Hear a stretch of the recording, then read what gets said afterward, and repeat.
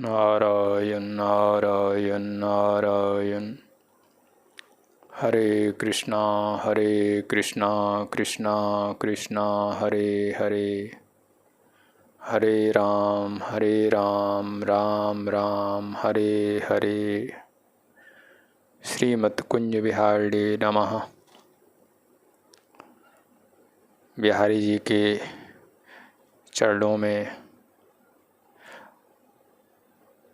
मैं प्रार्थना करता हूँ कि वो आप सभी का मंगल करें। अस्तु। साधकों के लिए कुछ विचार चल रहा है। देखिए, एक तो साधक होते हैं, एक सिद्ध होते हैं।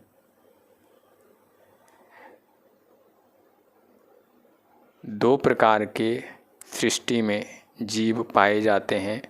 वैसे तो अनेक प्रकार के जीव हैं, कुछ तो बिल्कुल साधारण हैं जिसको हम पामर बोलते हैं अपनी आध्यात्मिक भाषा में। मतलब जिनको खाना सोना बस दुनियादारी के अलावा और कुछ नहीं सोचना है, वो तो बिल्कुल साधारण जीव हैं। उनके बारे में तो हम क्या चर्चा करें, क्योंकि भागवत में भगवान कृष्ण ने उद्धव जी को समझाते हुए ये बात कही है कि सावधानियाँ उसके लिए होती हैं जो थोड़ा सा ज़मीन से ऊपर चल रहा है या जो खड़ा हुआ है, उसको कहा जाता है कि ज़रा थोड़ा सावधानी से चलो। जो चल रहा है, जो पहले ही बैठा हुआ है लेटा हुआ है, उससे थोड़ी कहा जाएगा कि ज़रा सावधानी रखना कहीं गिर न जाओ, क्योंकि वो तो पहले ही गिरा हुआ है, पहले ही लेटा हुआ है। इसलिए दो प्रकार के जीव जगत में पाए जाते हैं, एक तो साधक कोटि के जीव और एक सिद्ध कोटि के जीव। जो सिद्ध कोटि के जीव होते हैं, साधक उनका अनुसरण करता है। वो किस प्रकार से उन्होंने इस अवस्था को प्राप्त किया है। तो साधक के लिए सिद्धों का जो जीवन है वो अनुकरणीय हो जाता है। जो सिद्ध कोटि के जीव हैं, ध्यान देना, वो तो एक ऐसी अवस्था में हैं कि वो चाहे दुनिया में रहें चाहे दुनिया से बाहर रहें, उन्हें कोई फर्क नहीं पड़ेगा। लेकिन जो अभी साधक कोटि में है उसको फर्क पड़ जाएगा। उदाहरण के लिए आप ऐसा समझ लें कि जो दूध है, अब दूध में से हमें मक्खन निकालना है। दूध के अंदर मक्खन है, मक्खन निकालना है, तो उसकी एक प्रक्रिया है कि आप पहले दूध को गर्म करें, गर्म करने के बाद उसको जमा दें, उसका दही बना दें। अब ध्यान देना, दूध को गर्म किया।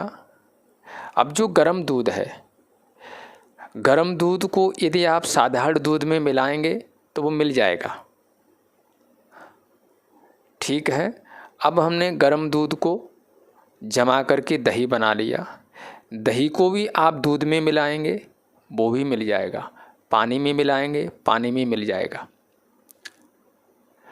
अब हमने क्या किया, उस दही का मंथन किया, मंथन करके और अब हमने उसमें से मक्खन निकाल लिया।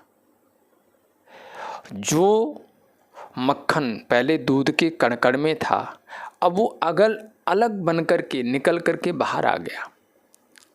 अब वो एक ऐसी अवस्था हो गई उस घी की, उस मक्खन की, का अब चाहे आप पानी में डालें चाहे दूध में डालें, वो अब मिलेगा नहीं। पानी में डालेंगे ऊपर घूमता रहेगा, दही में डालेंगे छाछ में डालेंगे तो ऊपर घूमता रहेगा, दूध में डालेंगे तो ऊपर घूमता रहेगा। यद्यपि वो जो मक्खन है वो किसी समय दूध के अंदर था, लेकिन उस समय वो मक्खन ऐसी अवस्था में नहीं था कि वो अपने आप को बचा सके, लेकिन उस दूध को तपाया गया, उसके बाद दही बनाया गया, उसके बाद उसका मंथन किया गया और आज वो दूध का जो सार है, जो मक्खन है, वो निकल करके एक आपके हाथ में आ गया। अब आप उसको दूध में छोड़िए, दही में छोड़िए, पानी में छोड़िए, वो अलग रहेगा। ऐसे ही जो साधक साधना करते करते सिद्ध अवस्था को पहुंच गए हैं, ध्यान देना, वो भी दुनिया में आते हैं, लेकिन वो सिद्ध कोटि के महापुरुष हैं। उनको जैसे उस मक्खन को पानी का कोई असर नहीं होगा, वो पानी के ऊपर घूमता रहता है, ऐसे ही जो साधक से सिद्ध अवस्था में पहुंच गए हैं वो भी हमारे आपकी तरह ही जगत में दिखाई देंगे, लेकिन उनके चित्त में जगत का कोई असर नहीं पड़ता। तो वो जो सिद्ध कोटि के साधक हैं, उनका जो साधक अभी साधना में है उसे उनका अनुसरण, उनकी बातों को सुनना चाहिए, उसके हिसाब से अपना जीवन चलाना चाहिए। तो देखो, उन्हीं सिद्धों ने कुछ बातें कहीं कि साधक को चाहिए वो कभी भी दूसरों की बुराइयां न देखे। एक हमारी ये आदत है, क्योंकि क्या करें, बचपन से हमने दूसरों को ही देखा है। आँख का काम ही ये है, आँख दूसरों को देख लेती है, दूसरों की कमियां देख लेती है, लेकिन आँख खुद को कभी नहीं देख पाती। दूसरे की आँख में कुछ पड़ गया है तो आपकी आँख उसको निकाल देगी, लेकिन यदि अपनी आँख में कुछ पड़ जाता है तो हमें दूसरे से निकलवाना पड़ता है। तो ये हमारी इंद्रियों की, हमारे मन की, हमारी बुद्धि की एक ये खूबी है, एक गंदी आदत है कि हमेशा दूसरों के बारे में सोचती है। लेकिन साधक के बारे में लिखा है, सभी संतों ने कहा, रमण महर्षि जी ने साफ कहा कि साधक दूसरों के बारे में चिंता करनी छोड़ दे, पहले अपने बारे में सोचे कि मैं क्या कर रहा हूँ, मैं कहाँ तक पहुँचा हूँ। क्योंकि और ये मन की विशेषता है कि मन अपने बारे में कुछ नहीं सोचना चाहता। उसको ये लगता है मैं तो अच्छा ही होऊंगा, वो हमेशा। और महाराज, हम उसको साधक कोटि में नहीं मानते जो दूसरों की कमियां निकाल निकाल करके सामने रखता है। हमें अन्यस्य दोष गुण चिंतनमाशु मुक्त्वा सेवा कथा रसमहो नितराम पिबत्वम। मैंने आपसे बात 2 दिन पहले भी कही है कि हम यानी साधक दूसरों के बारे में कुछ न सोचे, फिलहाल पहले अपने बारे में सोचे, अपने को किस अवस्था में लेकर के जाना है पहले वहाँ पहुँचे, उसके बाद उसको समय मिलेगा दूसरों के बारे में सोचने के लिए। इसलिए साधक को चाहिए अपना अकेला कमरा बंद करके बैठे और पहले तो यही कोशिश करे, क्योंकि ये चीज़ बार बार मैं आपसे कह रहा हूँ, विश्वास करो, विश्वास करो, जहाँ तुम हो वहीं पर तुम्हारा देवता भी बैठा हुआ है, वहीं पर तुम्हारा इष्ट बैठा हुआ है। जहाँ तुम बैठे हो वहीं पर वो भी बैठा हुआ है। बहि अंतश्च भूतानाम अचरम चरमेव च। भगवान कहते हैं वो तो सभी भूतों के अंदर है, सभी भूतों के बाहर है, बैठा हुआ है, लेकिन क्यों नहीं देखता? बोले सूक्ष्मत्वात्, वो बड़ा सूक्ष्म है, यानी इन आँखों से वो दिखाई नहीं देगा। यदि उसको देखना है तो दृश्यते तुरज्ञया बुद्धिया। जब साधना करते करते तुम्हारी बुद्धि सूक्ष्म हो जाएगी तो तुम उसे देखने लग जाओगे। इसलिए साधक को हम बार बार कह रहे हैं, अकेला बैठे, कमरा बंद करके बैठे, और जहाँ बैठा हुआ है वहीं पर नारायण भी बैठे हुए हैं, ऐसा विश्वास करे और उनसे प्रार्थना करे, प्रभु क्या करूं मैं जो कि मेरा मन, मेरी बुद्धि आपके चिंतन में लग जाए। और निश्चित है जब तुम प्रार्थना करोगे, उनका नाम जाप करोगे, तो वो आपको वो प्रज्ञा दे देंगे। दी है उन्होंने, अर्जुन को दी है। दिव्यम ददामि ते चक्षुः पश्य मे योगम ऐश्वरम। मेरा योग और मेरा ऐश्वर्य तू देख, मैं तुझे बुद्धि देता हूँ। अर्जुन को दी है, आपको भी देंगे। और ध्यान देना, जब साधक अकेले बैठ कर के उनसे प्रार्थना करता है, कभी रोता है, कभी अपनी अपनी दीनता उनके सामने प्रकट करता है, तो ईश्वर या तो स्वयं उसको उपदेश करेगा आकर के, या किसी अपने जन को उसके पास भेज देगा। यानी या तो वो स्वयं या फिर गुरु के रूप में, किसी संत के रूप में उसके पास आएगा और उसे निश्चित है अपने स्वरूप का ज्ञान कराएगा। ये बात आप विश्वास करो, आपको वो समझ दे देगा कि जर्रे जर्रे में है झांकी भगवान की, किसी सूझ वाली आँख ने पहचान की। ये जो सूझ वाली आँख है वो आपको दे देगा। अब देखो, उदाहरण से आप समझ लो, हमने गेहूं के 2 दाने अपने हाथ में रखे। ध्यान देना, गेहूं के 2 दाने हमने अपने हाथ पे रखे और आपसे पूछा कि क्या है। आपने कहा है गेहूं है, कनक है। मैंने कहा इसके अंदर क्या कुछ है जो आपको दिखाई दे रहा है, इसके अंदर क्या है। बोले महाराज इसमें और क्या है, ये आटा है, आटा बन जाएगा। छिलका है, और क्या है। ज़्यादा से ज़्यादा आप इतना ही सोच सकते हैं कि बस इसको हम पीस देंगे तो इसमें आटा बन जाएगा। लेकिन आपने शायद कभी विचार नहीं किया कि वो जो गेहूं का दाना है उसके अंदर एक छोटा सा पौधा है, लेकिन वो अभी सूक्ष्म रूप धारण करके बैठा है उसके अंदर। यदि होगा नहीं तो प्रकट कैसे होगा।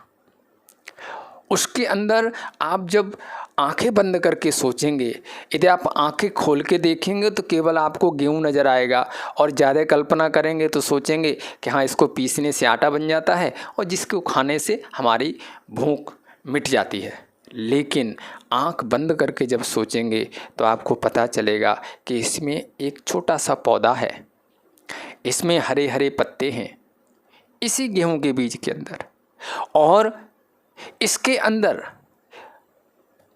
वो जो पौधे के ऊपर लगने वाले 50 बीजों के बीज छिपे हुए हैं। तो वो जो पौधा है वो अभी आपको नज़र नहीं आ रहा है, लेकिन आप जब विचार करके देखेंगे तो आपको दिखाई दे जाएगा। ऐसे ही जहाँ आप बैठे हैं, जो कुछ आपको दिख रहा है, आपको जो दिखाई दे रहा है वो तो एक स्थूल चीज़ दिखाई दे रही है, उसके अंदर सूक्ष्म रूप से जो परमात्मा बैठा हुआ है वो भी आपको दिखेगा। लेकिन ऐसे नहीं, आप पहले कुछ तप कीजिए। जब आप तप करेंगे तो आपका चित्त शुद्ध होगा, और जब आपका चित्त शुद्ध होगा तो फिर आप जैसे बीज के अंदर पौधा, पत्ते और दूसरे और 50 गेहूं के दाने उसके अंदर छुपे हुए हैं, जैसे वो आप समझ लेते हैं, ऐसे ही आप ये बात भी समझने लग जाएंगे कि ईश्वर भी यहीं पर बैठा हुआ है। तो फिलहाल हम आपसे यही कह रहे हैं कि भले ही हमें वो दिखाई नहीं दे रहा है, हमको वो नहीं दिख रहा है, लेकिन उसको हम दिखाई जरूर दे रहे हैं। एक बार आप विश्वास करो, ऐसा आप मान लो, एक बार मान करके और चलो। यदि आप तर्क करोगे तो आप कभी आगे नहीं बढ़ पाओगे। बहुत से लोग हैं कहते हैं महाराज ऐसे कैसे मान ले। तो हम कहते हैं देखो, बचपन से आप मानते ही आ रहे हो, दुनियादारी की बात तो आप बहुत जल्दी मान लेते हो। आप छोटे थे, आपका जन्म हुआ, जब आपका जन्म हुआ, ध्यान देना, उस समय तो आपको नहीं पता था हमारी माँ कौन है, हमारा पिता कौन है। लेकिन जब आप थोड़े से आपकी समझ जागृत हुई तो जो आपको खिलाती है उसने कहा मैं तुम्हारी माँ हूँ, आपने मान लिया। आप कहें मुझे कोई प्रमाण दीजिए, माँ क्या प्रमाण देगी। और फिर इतना ही नहीं, उस माँ ने कहा ये तुम्हारे पिता हैं, हमने माना। हमें वहाँ पर कोई डाउट नहीं हुआ कि माँ सही कह रही है। क्या पता ये भी तो हो सकता है कि जिस समय आपका जन्म हुआ था, जन्म और कहीं हुआ हो और चोरी से आपको दूसरी जगह, क्योंकि आजकल हॉस्पिटलों में ऐसा हो भी जाता है, बच्चे अदला बदली कर देते हैं। हो सकता है आप किसी और के बच्चे हों और आपको यहाँ ला के दे दिया, लेकिन आपके मन में कोई शक नहीं।